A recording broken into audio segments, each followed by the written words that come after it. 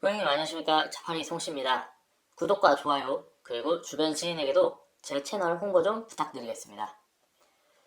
지난 영상에서 얘기했듯이 오늘은 신차 딜러들의 추가 소득에 대해서 말씀드리겠습니다. 수입차 딜러들은 기본급으로 기본 생활이 가능하지만 국산차 딜러들은 기본급도 없는데 수당만으로 어떻게 돈을 벌어서 생활할 수 있는지 궁금할 거예요.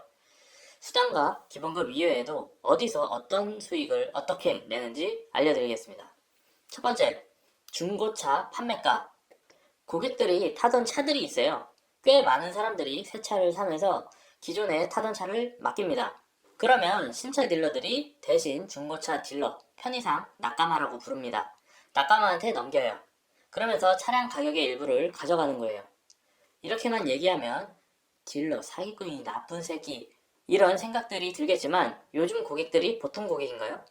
딜러도 있고 카 서비스도 있고 직접 팔 수 있는 채널들이 굉장히 많아요. 고객들도 분명히 알아봅니다. 고객 입장에서 지금 타고 있는 이 차가 한 2천만 원 정도 받을 수 있을 거라고 생각을 했어요. 근데 신차 딜러한테 맡겨놨더니 신차 딜러가 1,900만 원밖에 안 나온대요. 그럼 어이가 없겠죠. 그러면 고객들이 직접 알아봅니다. 직접 알아봤더니 1,930만 원이 나왔어요. 그러면 1,930만 원에 그 직접 알아본 데다가 팔면은 그만입니다. 무조건 신차 딜러한테 줄 필요는 없어요. 근데 반대로 직접 알아봤더니 한 1,800만 원 정도밖에 안 나와요. 그러면은 그때 신차 딜러한테 1,900만 원에 팔면은 됩니다. 사실 그 차는 신차 딜러가 알아봤을 때 1,950만 원까지 나왔던 차예요. 그러면 50만 원을 신차 딜러가 갖게 되는 거죠.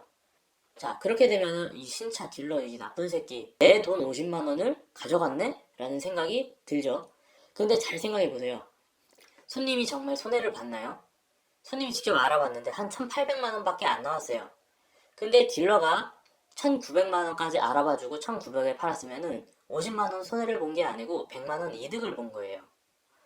그리고 신차 딜러 또한 1,950만 원이라는 가격을 만들기 위해서 중고차 딜러 여기저기 확인도 다 해봤을 거고 가장 잘 나온 데서도 또 더 달라고 떼도 쓰고 했겠죠. 딜러도 나름 시간과 노력을 해서 벌어들인 돈이에요. 자, 이제 어느 정도 이해되셨나요? 물론 말도 안 되게 후려치는 딜러들도 있기는 있어요. 하지만 요즘 시대가 어떤 시대인데 후려치려고 하면은 딜러도 있고 카도 있고 많죠. 예. 그런 경우는 그냥 직접 팔아버리시면 됩니다. 굳이 딜러한테 더 달라고 할 필요도 없어요. 두 번째, 보험인데요. 뭐 사실 예나 지금이나 보험까지 신차 딜러한테 가입하는 사람은 거의 없어요. 왜냐면 과거에도 아는 사람 중에 한두 명은 꼭 보험쟁이가 있었고 설사 딜러를 통해서 가입을 한다 해서 딜러한테 목돈이 들어오지도 않아요. 그래서 웬만하면 보험은 신경을 안 쓰려고는 합니다. 그런데 이런 경우에는 신차 딜러들이 적극적으로 개입을 해요. 어떤 경우냐면 지인한테 보험 가입을 하는데 보험이 너무 비싸다고 해요. 그럴 때 신차 딜러들이 개입을 합니다. 신차 딜러들이 소개하는 그런 보험은 전부 다이렉트 보험이고 비교 견적이 가능하기 때문이에요. 아는 보험쟁이한테 가입하려고 알아보니까 보험료가 예를 들어서 130만 원이 나왔어요. 그런데 그 130만 원짜리 보험을 가입하면 보험쟁이가 20만 원 정도를 가져갑니다. 근데 신차 딜러를 통해서 알아보니까 다이렉트 중에 비교해보니 제일 싼 게 100만 원 나왔어요. 그래서 그쪽을 통해서 가입을 하고 그런 경우 신차 딜러는 3%, 즉 3만 원만 가져갑니다. 이것도 그 중간에서 뭔가 역할을 했기 때문에 수고비 정도라고 생각할 수 있는 돈이죠. 세 번째, 금융 리베이트입니다. 속칭 할부피라고 하는데요. 할부를 쓰면 할부 리베이트가 나옵니다. 근데 이게 얼마다? 이건 없어요. 흔히 얘기하는 자체 파이낸스를 사용했을 때 1% 정도 나옵니다. 적게 나오면 0.2% 이렇게만 나오기도 하고요. 타 금융사를 쓰면 2.5p까지 주기도 해요. 이건 차 가격의 퍼센트가 아닌 할부를 쓰는 금액의 퍼센트고 1,000만 원을 할부를 쓰게 되면은 최대 25만 원. 자체 파이낸스의 경우에 10만 원 정도밖에 안 나와요. 그리고 심지어 뭐 국산차에서 저금리 상품 이런 거 사용하게 되면은 0.2% 즉 2만 원 정도 받게 되는 거죠. 아주 큰 금액은 아닌 거예요. 그래서 차를 살 때 이런 경우 있을 거예요. 원래 요거까지는 서비스가 도저히 못 나간다. 절대 나갈 수가 없다. 그런데 할부를 쓰면 요거까지는 제가 해드리겠다. 이 얘기가 할부피가 들어오기 때문에 더 해줄 수 있다라는 얘기예요.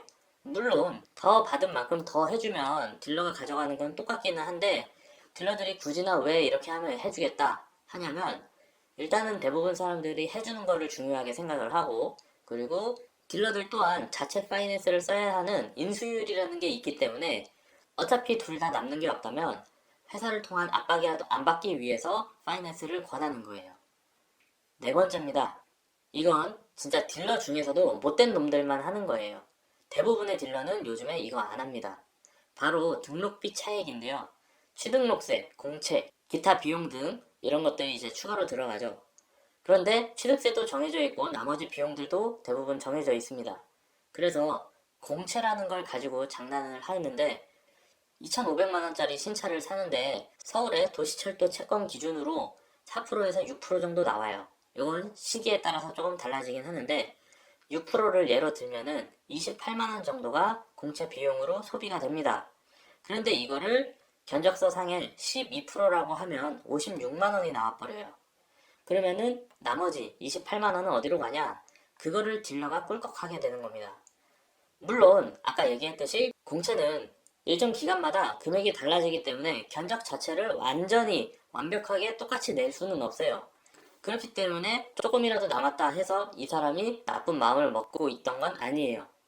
근데 확실한 건 있죠. 분명히 견적서에는 공채 금액이 있었는데 출고 후에 등록증을 받았는데 취득세 영수증이 있는데 공채 영수증이 없다.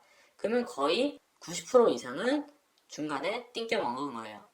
대부분의 딜러들이 이런 장난을 하지는 않아요.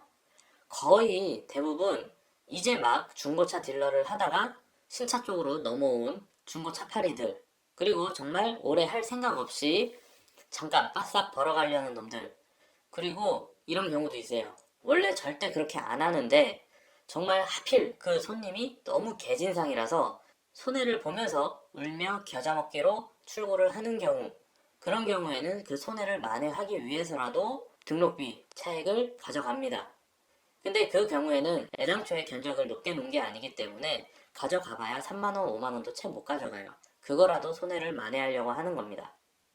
그리고 지금 이 공채 관련해서 되게 심각한 것처럼 얘기를 하긴 했지만 회사에서도 이러한 내용들을 대부분 알고 있기 때문에 남은 등록비를 딜러 개인한테 돈을 돌려주지는 않고 고객들 계좌로만 가급적 송금을 하고 있습니다. 그러니까 그렇게 많은 사례가 나오지는 않을 거예요.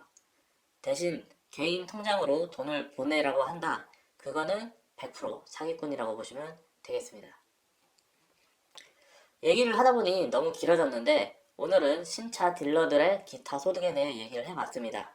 위에서 얘기한 네 가지를 전부 다 합치면은 굉장히 큰 금액으로 보이긴 하지만 한 달에 네 가지 모두 해당하는 경우도 없기 때문에 무조건 딜러가 뒷구멍으로 돈을 많이 번다고 생각하면은 안 됩니다. 다음 시간엔 딜러들이 느끼는 계약과 해약에 대해 얘기해 보겠습니다.